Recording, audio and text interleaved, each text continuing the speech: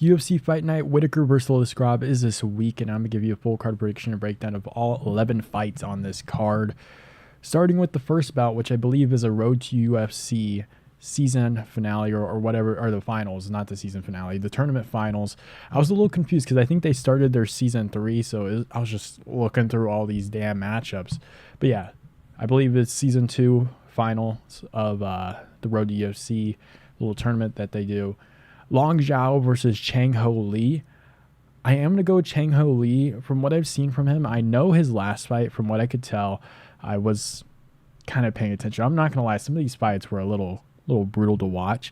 What I will say from Chang Ho Lee is that he does have way more finishing potential than Long Xiao and did look a little bit more impressive. I will say in his last fight, he was getting out grappled in moments. However, in the third round, he came out there and just completely, I think he took the guys back and then finished him eventually. So it seemed like he had more of a pep in his step. So I'm going to trust him to have more of the finishing potential here. I think he's a little bit better in the grappling as well against Long Xiao. I know who was the fighter. Shohei knows. I will say I think he went for a couple grappling positions, ended up winning, or Long Xiao ended up winning by split decision. But even majority decision for Shuya Kamakubo is how you say his name. All majority decision, split decision. Chang Ho Lee's going out there getting finishes. So I'm just going to go with him here. Again, just has looked a little more impressive. It's not like he's dropping these guys and finishing them up, at least in the Road to UFC. He's taking them down, out grappling them, getting in a dominant position like back mount and just ground and pounding them out and winning that way. So I think he'll probably do the same thing here. Probably in the second or third round, I can see him eventually getting the takedown and basically just out grappling Long Xiao. I think Long Xiao kind of hangs in there in the first round, but I think eventually Chang Ho Lee gets the finish. Next matchup on the card, I forgot I have these all tabbed up. Magomed Gadzhiyasulov versus Brendson Ribeiro. I'm not sure how you say that guy's last name, but for this fight's actually going to be really good. I'm actually really looking forward to it. Magomed Gadzhiyasulov, I'll just go Magomed now. It's actually very flashy. He's a lot more calculated than I will say Brendson Ribeiro is. Brendson Ribeiro got that finish over Bruno Lopez. I think he was like a super big underdog on that card. I was surprised Bruno Lopez, along with, I think it was like back-to-back weeks with him and Hardwick. I was like, what the fuck is going on? Because it does kind of happen on the Contender Series. Big underdogs tend to win some of the time. So I was a little surprised. But Brendson Ribeiro in his last fight got KO'd by Mingyang Zhang and looked good early on, but then just ended up just getting caught. The thing with Ribeiro is he has a lot of power. He's very explosive, but he's a little bit more scrappy. Magomed is more of a technical fighter. However, he is very flashy in moments as well. I think in his Contender Series fights, he went for like 2 Showtime kicks, did like 3 consecutive spinning elbows in a row in like the second round or something like that. So, and I have noticed Brendson Ribeiro does keep that left hand a little bit lower. So maybe when Magomed is pressuring forward, he's a lot longer. He's 6'2". They are similar in height, but for some reason it just feels like he's long. Maybe it was the guy he was fighting. He was fighting Jose Medina, who's just really fat, and I don't know how. I think he got signed to the UFC. I think he's going to take another matchup. I don't know. I thought I saw that on Twitter, but he's definitely going to win that fight. Maybe he pressures Ribeiro against the fence. Ribeiro circles out and he hits the Showtime kick. I wouldn't mind it. I just think Magomed's a little bit more durable than Brendson Ribeiro. We've seen Brendson Ribeiro, and I kind of said this on this Contender Series fight. We've seen him get finished. Like, it's been kind of iffy throughout his career, and that's why I did take Bruno Lopez. I think he's undefeated going into that fight. Yeah. Brendson Ribeiro can definitely go out there and finish up Magomed. Magomed's conditioning didn't look too great towards the end of the fight, just based on Ribeiro's fighting style. I don't think he'll do too well either later on this fight. However, Magomed's got the takedown ability. I think he's more calculated on the feet. If we're looking at a fight that's going to go a little bit longer, I'll go Magomed. I think Magomed can also find an opening on the feet to finish Ribeiro as well. So maybe I'll go Magomed by finish, second round, TKO probably. I don't mind it. I just think he's the more durable fighter in this matchup. Moving on, we have Muin Gafurov versus Kyung Ho Kang. I'm going to go with Muin Gafurov. I think he can pressure and beat up Kang a little bit more here. I don't believe too much in Kang. I'm going to be honest. He's almost 37 years of age. I know Gafurov hasn't looked too impressive, especially when you look at both of the Tajikistan guys. I think the other one is on this card as well. I'm looking to see if I have it up here.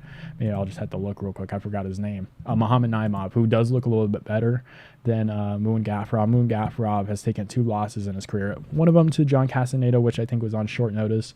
Lost to one by decision. Looked decent in that fight. He did have some pretty decent moments against Castaneda.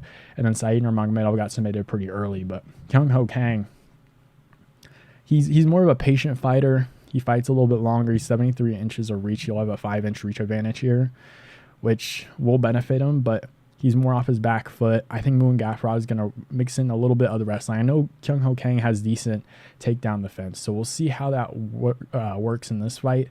I just think Gafurov is just going to put him on his back foot, go for the takedown, put the pressure on. And I did like Gafurov's ability to land on Castaneda in that fight. I know Kang did the same.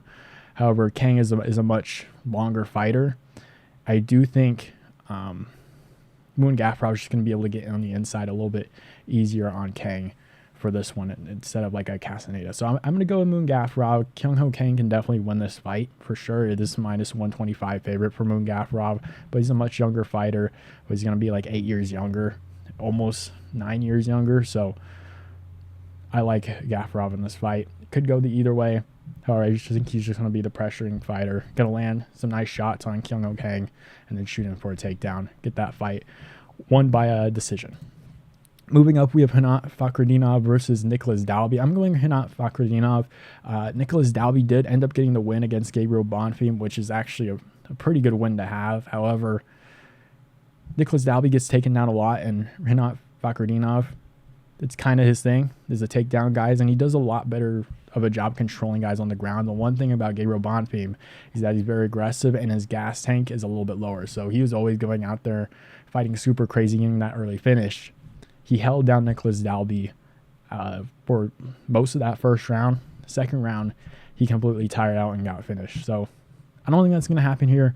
I know he just went to Rinat Fakhretdinov just went to a split draw with Alezu Zaleski, who Zaleski kind of specializes in defending predominant wrestlers, takedowns, and hitting them up on the feet a little bit. So Alezu Zaleski was always going to be a tough matchup. However, I do like Rinat Fakhretdinov here. I think he's just going to control Nicolas Dalby on the ground, maybe land a couple of shots going in. I think he wins this one by decision. So let's move on. We have Nasrat Haqparast versus Jared Gordon.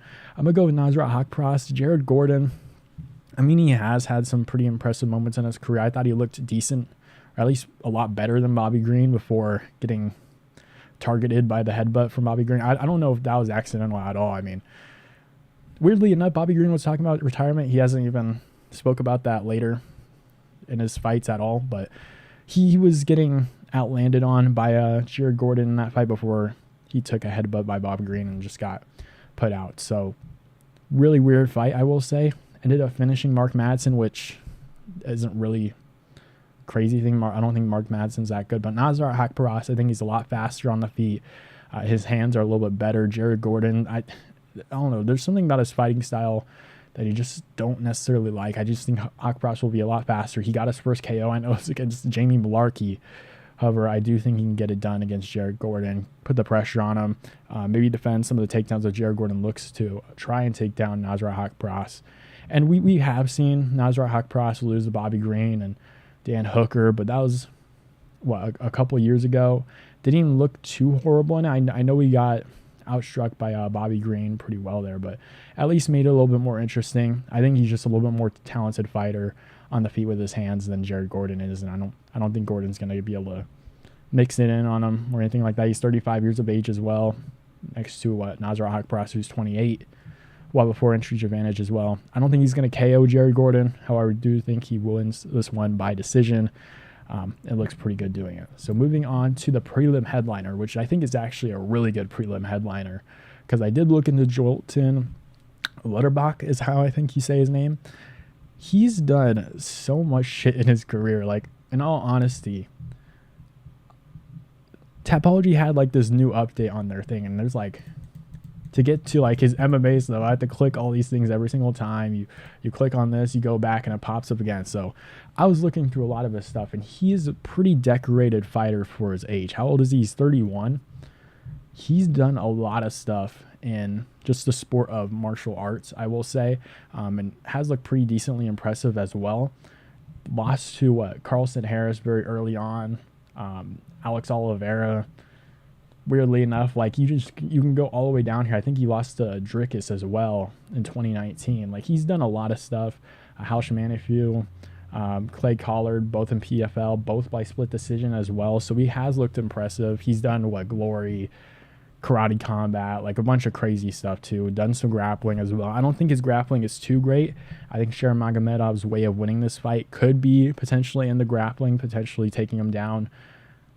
But Shara Magomedov, I will say, he looked really big in his last fight. I think he does a really good job of not getting too crazy on the feet. Like he fought a very dangerous guy in Bruno Silva who's got some really good KO power, and he was getting taken down by him. I know it's kind of weird to say like Shara Magomedov can out-grapple him, but we just haven't seen too much of that from Joilton, Lutterbach.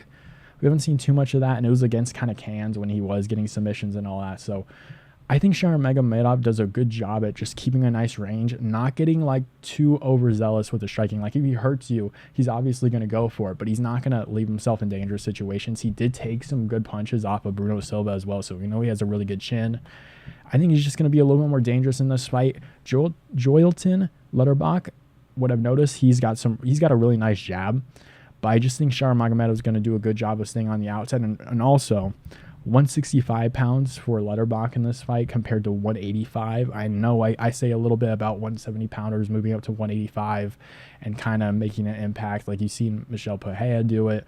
I mean, the last few champions in the middleweight division, I'll say it every single time because it's kind of crazy.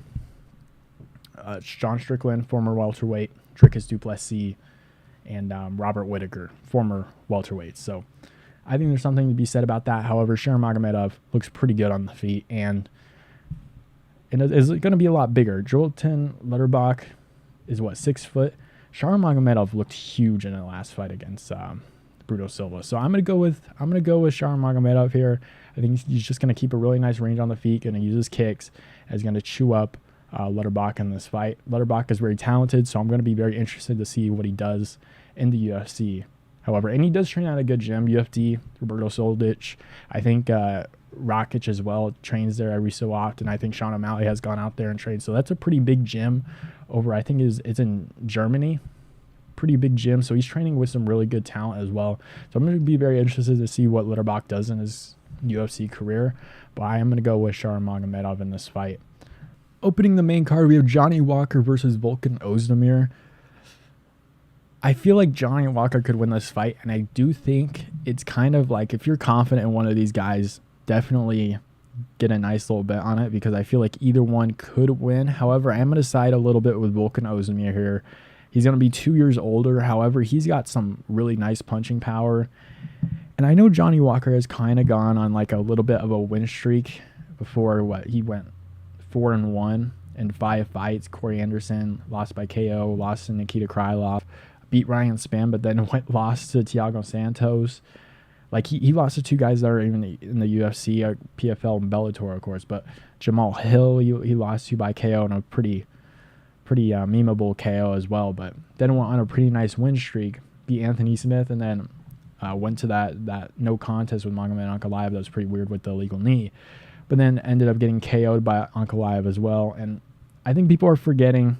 Potentially people are forgetting. I know Johnny Walker's like an insane athlete, 6'6", pretty big guy, 82.5 inches of reach. Pretty athletic. He's definitely got a very solid chance in this fight. However, Oezdemir has really good power. Johnny Walker's chin is not the best in the world, and I can just see Oezdemir putting the pressure on and ending up catching Walker as he's potentially like circling out. However, I think Walker can definitely bring the fight early on. There is potential for him to potentially get a KO. However, I don't know if I can trust the chin. Just going to be honest, the KO power from Oezdemir is pretty heavy, and I'm just going to have to side with him in this fight. Again, on this main card, there's actually some pretty competitive fights that I was potentially swinging on, so this fight's essentially whoever you feel confident in picking, I'd probably go with it. However, I'm siding a little bit more heavier to Oezdemir here just due to the punching power. However, a lot of people are picking Walker here. I don't mind it. Much bigger guy, very athletic. However, I'm going to have to side with Oezdemir just due to Walker's chin. Probably early first or maybe not early first, late first, early second round KO for Oezdemir. Moving on, we have Muhammad Naimov versus Felipe Lima. Lima does look pretty decent. However, he's a bantamweight, moving up to 145 for this fight. I don't know, was it on short notice? I can't remember. I'm going to have to hop back over here, but I think it might have been on short notice. However, he's moving up a weight division for this fight, which I don't like. Muhammad Naimov won against Eric Silva. I know Eric Silva got injured, but he ate like a spinning back kick very early on, so Naimov looked pretty good early there. Won a very dirty fight against Nathaniel Wood, I would say, and which I kind of do like, because he didn't get penalized for it, and it wasn't, I think, was it in Saudi or was in Abu Dhabi or something like that. Potentially the same thing could happen here. If he faces any adversity, he could potentially cheat and not get a point taken away from it, which he probably should have gotten a point taken away in that fight, which ended up not happening, which isn't, I mean, it is what it is. Naimov, if he's facing adversity, could potentially go out there and cheat a little bit and make it a little bit of a dirtier fight and win that way, which by any means, 135-pounder is facing him here. Felipe Lima is pretty decently technical. It would be definitely very interesting to see what he does at bantamweight if he intends on going back down there after this fight. Or I think Naimov is just going to be a lot bigger. He's a minus 105. He's a minus 105 betting odd fighter here, which I think is very interesting. I just think there's a lot of power in Muhammad Naimov's hands. Felipe Lima moving up seems like a little bit of a red flag here.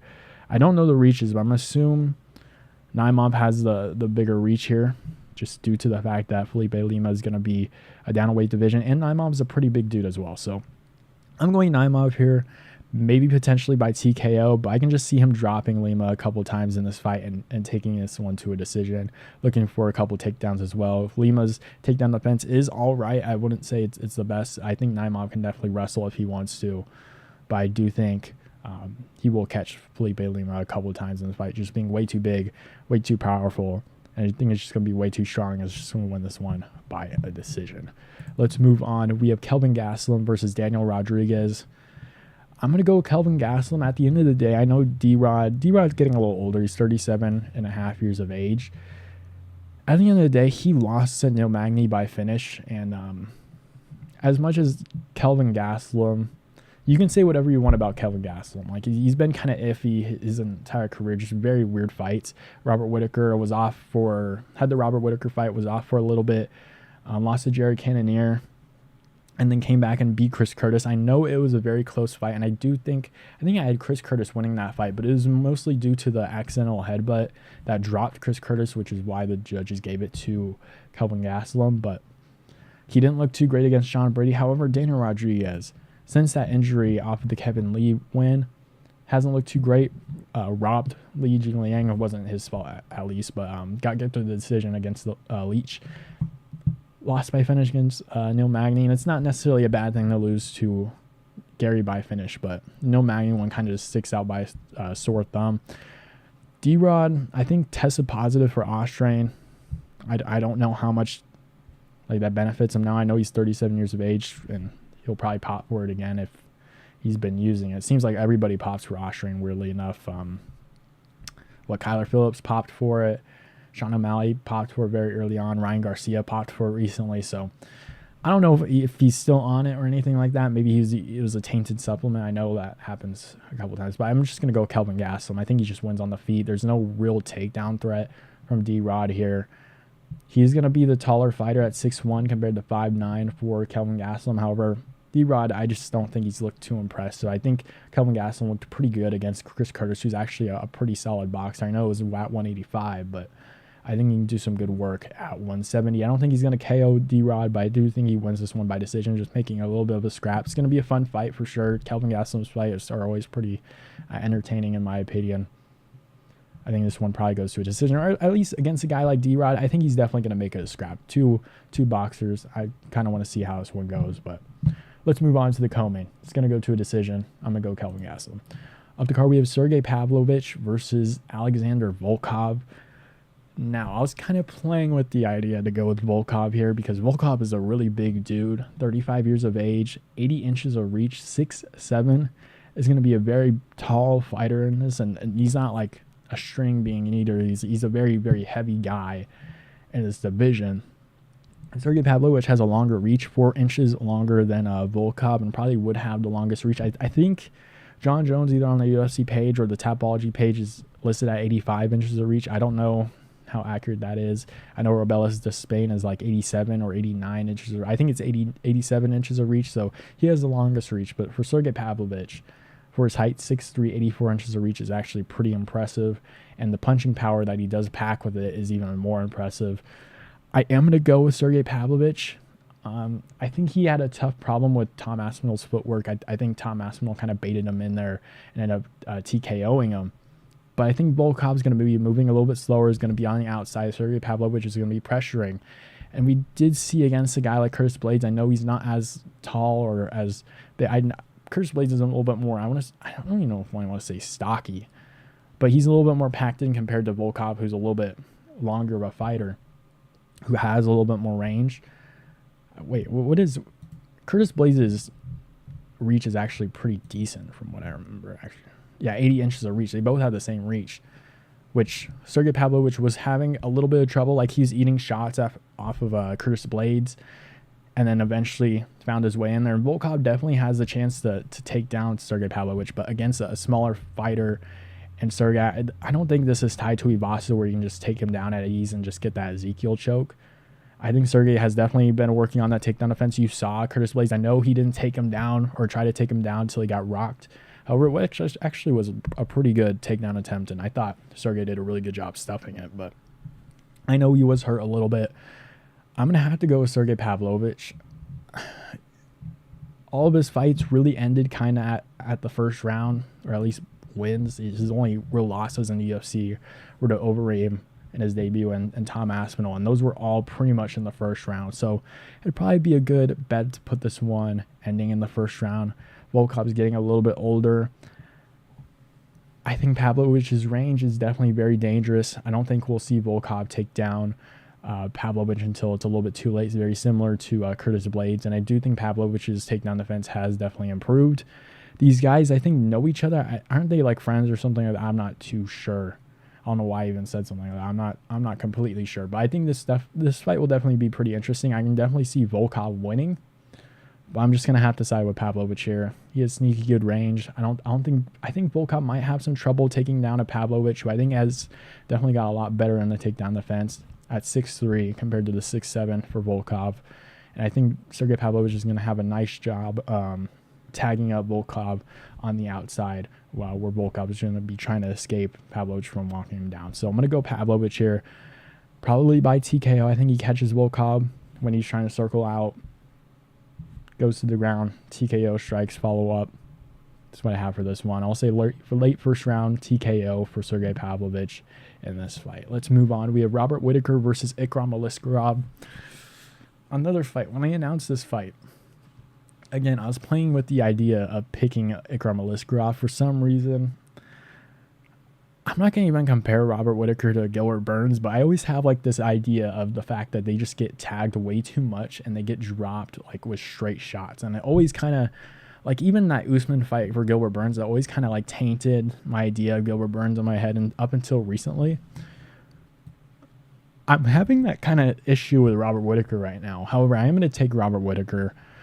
I was playing with the idea of picking Ikram Aliskerov until I saw the Phil Haas fight. I'm going to be honest. I know style matchups and everything, and Ikram Aliskerov slept Phil Haas. However, he was having issues with the kicks that Phil Haas was kind of giving him. Like, he was keeping a really nice range with his kicks, tagging up the legs, tagging up the body, and very similar to what you'd see like Robert Whittaker do.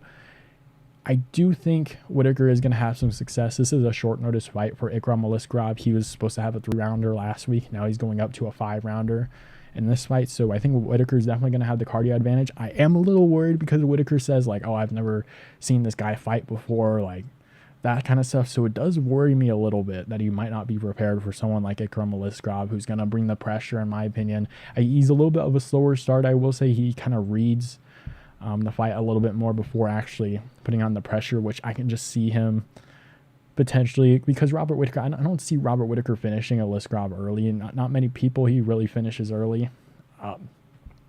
So that is kind of my worry, that Ikram Aliskerov kind of just reads the fight and eventually just walks down Whittaker and just tags him up with like a nice 1-2. He changes stances quite a bit as well, and will potentially drop Robert Whittaker. And Robert Whittaker said after the DDP fight, like, he failed himself, that he let himself down. So I don't know if he felt like he quit the fight or something like that, because he did get tagged and then followed up on by DDP and kind of covered up a little bit. So I don't know if he felt like he quit or something like that.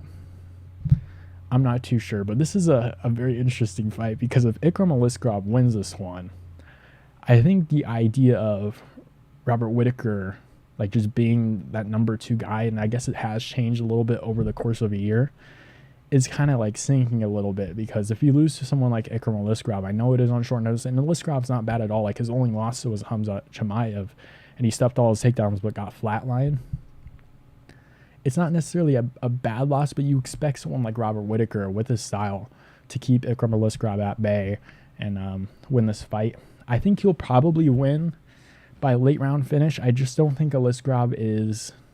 We haven't seen him go past the first or second round in the UFC. I think he has gone to a decision over in the regionals as well, but let me check real quick. Oh, all of these are mostly by decision. Split decision against Chad Hennecom. Went to a decision against Nashan Burrell. So he has gone to a decision. There is kind of a worry that because he's prepared for 3-rounders that he might not have the gas. I think Whittaker's style, he's going to chew up the leg of Ikram Aliskerov, and I don't think if Aliskerov can get it done early, I'm not going to say he's going to quit out there, but I can see Robert Whittaker kind of breaking him down a little bit more and just hurting him really badly to the leg and hurting him to the body a little bit more, and Ikram Aliskerov kind of shut down a little bit in the 4th round. Maybe he sticks out to the 5th round, but again, he's not ready for 5 rounds in my opinion. Just not... I don't mean like style-wise, but he's prepared for 3 is what I'm saying. And I don't think his cardio will hold up. Again, I am a little bit worried for this fight. I think the odds are very interesting. I don't know why they're so close. I would think Robert Whittaker would definitely be a little bit longer in odds, but maybe they see something I don't. Ikram Aliskerov could go out there and look to take down Robert Whittaker, but you got to keep in mind Robert Whittaker was preparing for Khamzat Chimaev, so maybe that could benefit Ikram a little bit more here, because Robert Whittaker was definitely probably working on his takedown defense here, and against a guy like Khamzat, and Ikram is, I think, a little bit more skilled on the feet. It's not really, I think, I know he's a little bit more skilled on the feet than Khamzat Chimaev, so it could definitely be very interesting in that light. But I do think Robert Whittaker kind of just keeps him at bay, does the Whittaker style jab, leg kick, moves it to the head as well, just makes it very confusing, darts in, uses the decent footwork as well. I think he's going to do that against Ikram, but again, there's always that worry. Robert Whittaker just likes to dart into jabs, and Ikram Aliskerov can definitely put on like that 1-2 and catch him, similar to what DDP did to Whittaker. And I think you kind of have to get Whittaker moving in the grappling a little bit more to be a little bit slower defensively, especially with his footwork on the feet. So it'll definitely be interesting to see if Aliskerov looks for a takedown eventually in this fight. But I'm just going to have to stick with the Whittaker here. I don't know. I haven't seen enough from Ikram in the UFC, or at least against higher level opponents, to really take him in this fight. But the odds are definitely very interesting. I'm surprised they're not a little bit bigger. Maybe they'll be a little bit bigger on fight day, because I can see a lot of people taking Whittaker in this fight, especially at -145. I'm actually kind of surprised. So I'm going to go Whittaker, maybe a late round finish in the 4th or 5th round. Just breaks down Ikram Aliskerov, not to Aliskerov's own fault there, but we have seen him get flatlined by Khamzat, so anything could really happen here. But Whittaker isn't really flatlining many people these days, at least by winning. I'm going to go Robert Whittaker, probably by 4th or 5th round, late finish, or a decision. That's my pick for this card. Let me know who you guys have down below in the comments for this main event and the co-main event. I think those are a little bit more tricky in my opinion. I feel like they could possibly go either way. So let me know who you guys have down below in the comments, and I'll see you guys next time.